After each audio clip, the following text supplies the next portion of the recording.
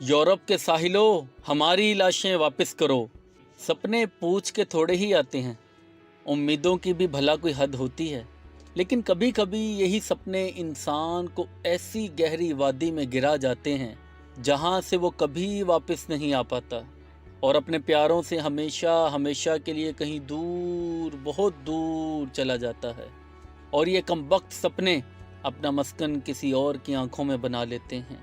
ابھی فروری میں اٹلی کے ساحل پر ڈوبی کشتی میں قومی فٹ بال کھلاڑی شاہدہ رضا اور اس کے یورپ میں محفوظ مستقبل کے خواب ڈوبے تھے کہ اب یونان کے گہرے پانیوں میں سینکڑوں مرد، عورتیں اور ننھے بچے اپنی آخری آہیں اور سسکیاں اس فانی دنیا کے سپرد کرتے ہوئے رخصت ہو گئے۔ یونان میں تارکین وطن کی کشتی ڈوبنے کے دردناک واقعے سے ہر آنکھ اشکبار ہے۔ اب تک کی اطلاعات کے مطابق 130 لاشیں نکالی جا چکی ہیں، جبکہ 104 افراد کو زندہ بچایا گیا اور سینکڑوں تارکین وطن تاحال لاپتہ ہیں۔ اقوام متحدہ کے مطابق کشتی پر 750 تارکین وطن سوار تھے، جن میں مرد، خواتین اور بچوں کی بھی بڑی تعداد تھی۔ ڈوبنے والوں میں مصری، شامی، فلسطینی اور سب سے زیادہ پاکستانیوں کی تعداد سوار تھی۔ رپورٹس کے مطابق بدقسمت کشتی میں 400 سے زائد پاکستانی سوار تھے۔ لاشوں کی شناخت نہ ہو سکنے کے باعث مشکلات میں مزید اضافہ ہوا ہے۔ پاکستانی حکام کی جانب سے لاشوں کی شناخت کے لیے متاثرہ خاندانوں کے DNA بھجوائے جا رہے ہیں، لیکن اس حادثے کی جو تفصیلات سامنے آ رہی ہیں وہ چونکا دینے والی ہیں، دل دہلا دینے والی ہیں۔ پاکستانی شہری مختلف ذرائع سے لیبیا پہنچے، وہاں سے سمندر کے ذریعے اٹلی جاتے ہوئے یونان کے ساحل پر حادثے کا شکار ہو گئے۔ پاکستانیوں نے ایجنٹس کو 23 سے 25 لاکھ روپے تک ادا کیے۔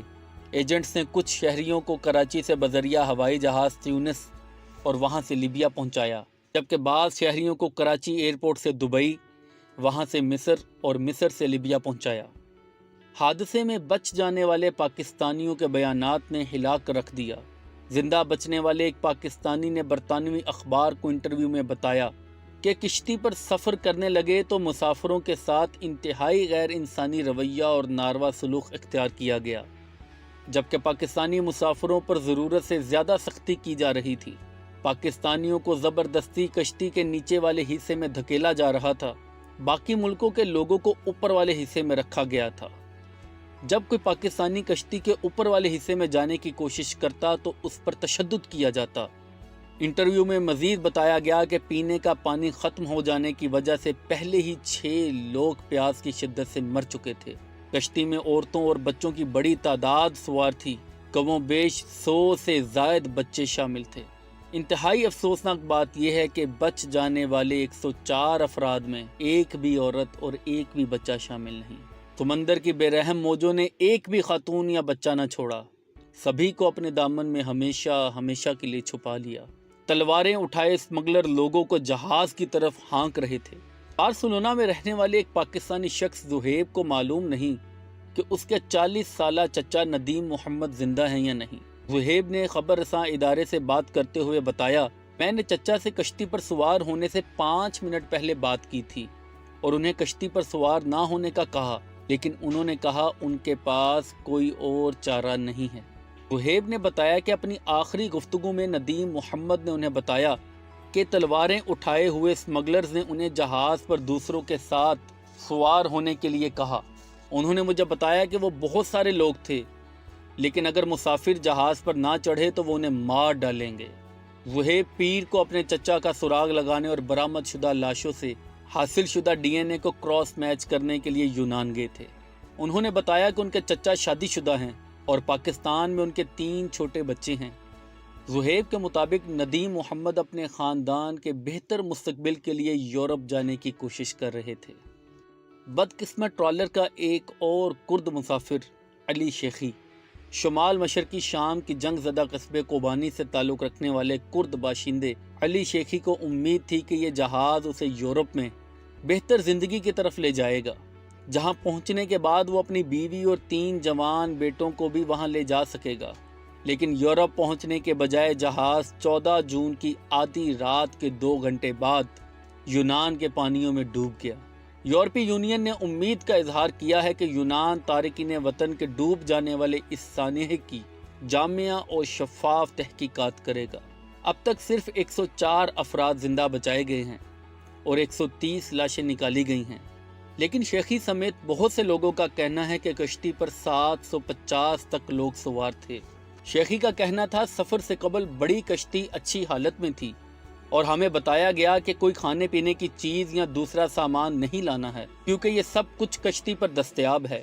علی شیخی اور دوسرے زندہ بچ جانے والوں کے بیانات کے مطابق اسمگلرز نے کسی کو لائف جیکٹس تک لانے کی بھی اجازت نہ دی تھی اور مسافروں کے پاس جو بھی کھانا تھا اسے سمندر میں پھینک دیا جاتا تھا۔ انہوں نے بتایا کہ انہیں اور ان کے ساتھیوں کو جہاز کے سامان رکھنے والے نیچے حصے میں جانے کی ہدایت کی گئی تھی، جو موت کا ایک ایسا جال تھا جہاں خواتین اور بچوں سمیت بیٹھے ہوئے سینکڑوں افراد کے بارے میں سمجھا جاتا ہے کہ وہ ڈوب گئے ہیں۔